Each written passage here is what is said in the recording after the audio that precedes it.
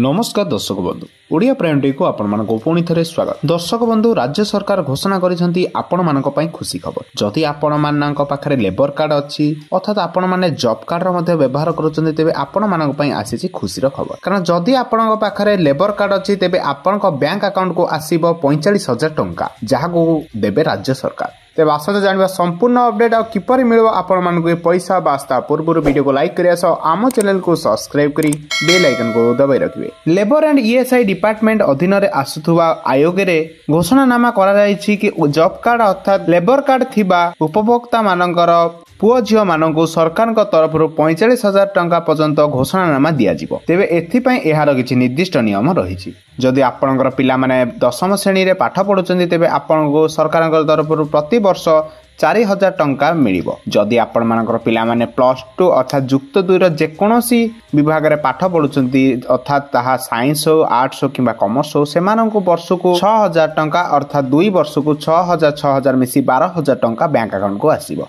जदि आपण मानकर पिला माने +3 करूछंती किबा एमए एमएससी एवं एमकॉम करूछंती तेबे सेमानकर बैंक अकाउंट को वर्ष को 15,000 टंका लेखाय आसीबो जहा 3 वर्ष को 45,000 टंका लेखाय आसीबो। एही टंका सरकार पिला मानकर उच्च शिक्षा एवं परिचय गठन करिवारे सहायक करियो बोली आशा रखिछंती। तेबे लेबर ईएसआई डिपार्टमेंट तरफरु एही योजनार ना हेउची निर्माण श्रमिक कल्याण योजना जाग आपण माने पूर्वरु मध्ये सुनिथिबे।